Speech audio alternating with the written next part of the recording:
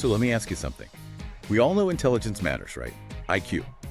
And lately, everyone's talking about emotional intelligence, EQ.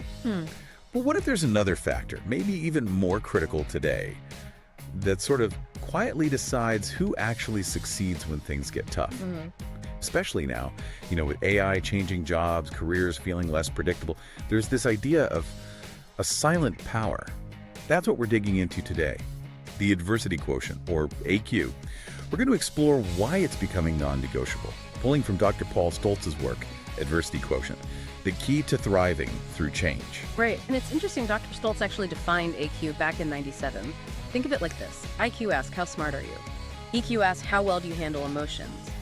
But AQ asks the really gritty question, what are you going to do when life inevitably knocks you down? Okay. It measures your resilience, your grit, basically how resourceful you are when faced with difficulty. Which feels incredibly relevant right now. I mean, the whole idea of a stable, lifelong career, it's kind of fading, wouldn't you say? Oh, absolutely. Fading fast.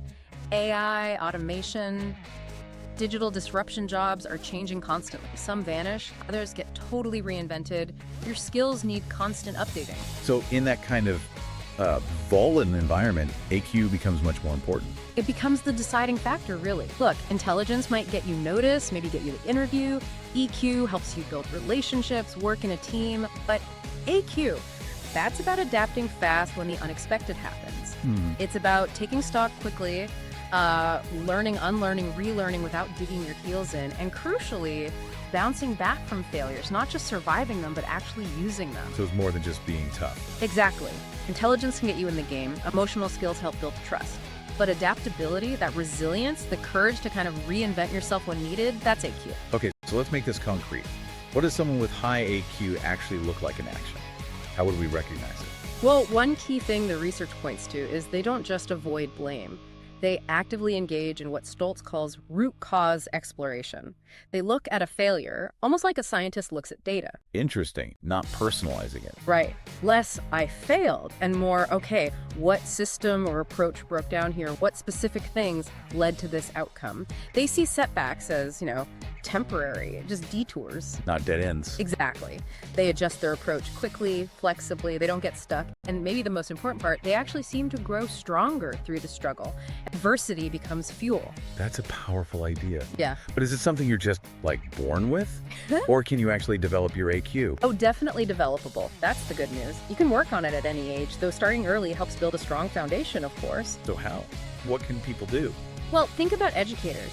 They can really help by reframing failure. Not as bad, but as useful feedback.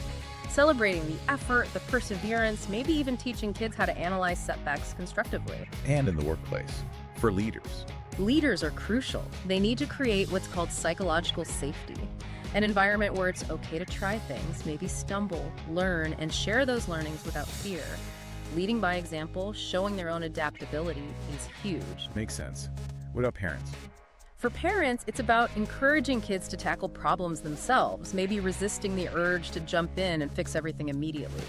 Normalizing setbacks is key too, talking openly about your own challenges and how you navigated them. Praising effort over just, perfect results. So, wrapping this up, what's the big takeaway for everyone listening? I think the source puts it well. AQ is almost like the missing link. It's the silent determinant of who really thrives long term. Yeah, your IQ opens doors, your EQ helps you connect with people inside. Exactly. But it's your AQ that determines if you actually walk through those doors, stay standing when things get turbulent, and keep moving forward when the path forward isn't clear. Especially in this future shaped by AI, where change is the only guarantee. Coming back stronger is going to be invaluable. That leaves us with a lot to think about. Definitely. And maybe provocative thought for everyone listening to reflect on. When you hit a setback, what's your gut reaction?